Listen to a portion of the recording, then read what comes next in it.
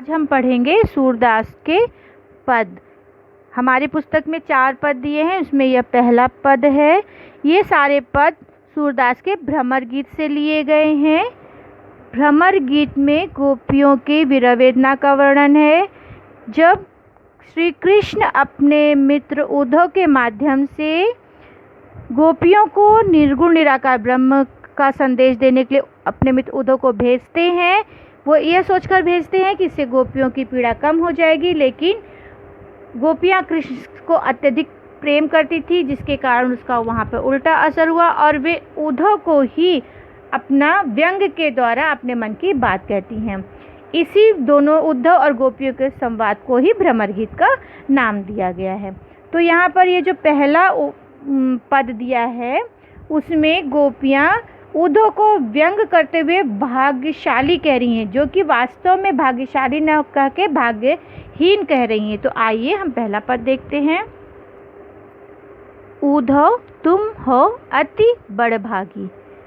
गोपियाँ उद्धव से कह रही हैं कि हे उद्धव, तुम तो अति मतलब बहुत अधिक बड़भागी भाग्यवान हो, तुम तो बहुत ही अधिक भाग्यवान हो। जबकि वास्तव में वे भाग्यहीन कह रही है, भाग्यवान न कहकर भाग्यहीन कह व्यंग कह रही हैं। आगे कह रही अपरस रहत स्नेह तगा तय। अपरस का मतलब होता है अछूता। अछूता मतलब कि बिना टच का, बिना छुए हुए, यानी कि अपरस रहत स्नेह तगाते। आप कृष्ण के पास रहते हुए उनके स्नेह मतलब स्नेह के, तगा मतलब बंधन में, स्नेह के बंधन से नहीं बने, उनके स्नेह के बंधन से क्या रह गए, अछूते रह गए। यानी कि हे उद्धव, आप बहुत बड़े भाग्यशाली हैं जो कृष्ण के पास रहते हुए भी उनके प्रेम से अछूते हैं, अपरस हैं, अछूते हैं। नाहिन मन अनुरागी, और नाहिन मतलब न ही, आपका मन, मन मतलब आपका मन उनके अनुराग यानी उनके प्रेम में पड़ा या उनके प्रेम से भरा।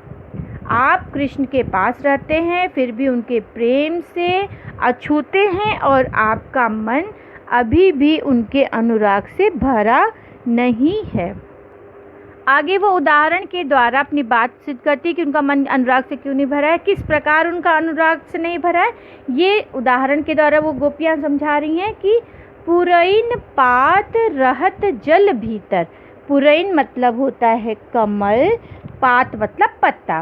पुरैन पात, जिस प्रकार कमल का पत्ता रहत जल भीतर रहता है, कहाँ, जल के भीतर।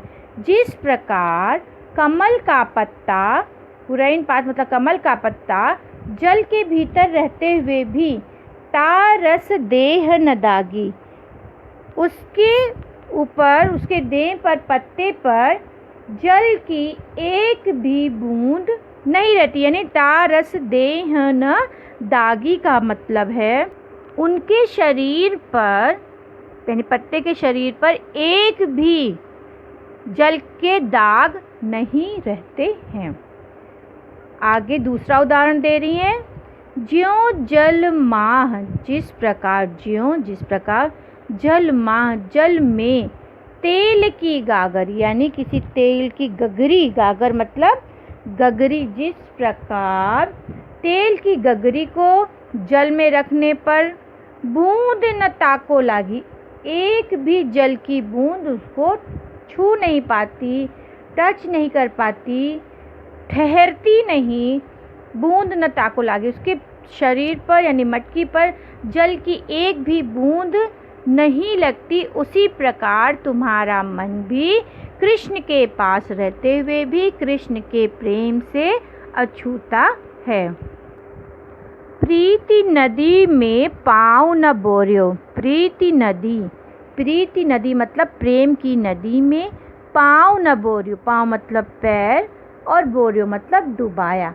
तुमने तो कभी प्रेम रूपी नदी में अपने पैरों को नहीं डुबाया, अर्थात तुमने कभी किसी से प्रेम नहीं किया है। दृष्टि न रूप परागी, परागी मतलब मुग्ध होना, और न ही कभी किसी के रूप ने किसी के रूप ने तुम्हें आकर्षित ही किया है या मुग्ध किया है। अर्थात कृष्ण के रूप ने तुम्हें कभी भी आकर्षित नहीं किया या तुम उनके रूप सौंदर्य से कभी भी मुग्ध नहीं हुए हो। आगे कह रहे हैं, सूरदास अबला हम भोरी, गुर चाटी ज्यों पागी। अबला हम भोरी, भोरी का मतलब होता है भोली भाली, अबला मतलब बिचारी नारी। हम अबला नारी तो भोली भाली उस चींटी के समान है, गुड़ चाटी ज्यों पागी। गुड़ चाटी मतलब गुड़ में जिस प्रकार चींटियाँ लिपट जाती हैं, है ना। गुड़ मतलब गुड़ है, गुड़ में जिस प्रकार चींटियाँ चिपक जाती हैं और वे तब तक नहीं अलग हो पाती जब तक वो अपने प्राणों को त्याग नहीं देती। उसी प्रकार हम गोपियाँ भी एक अबला हैं जो उस चींटियों के समान गुड़ से चिपक गए हैं, यानी कृष्ण के प्रेम से आसक्त हो गए हैं। कृष्ण के प्रेम में इस प्रकार हम पड़ चुके हैं कि अब हम अपने को उनसे या उनके प्रेम से अलग नहीं कर पाएंगे और उसकी जगह हम अपने प्राण ही त्याग देंगे या हम अपने प्राण त्यागने तक उनके प्रेम को भुला नहीं पाएंगे।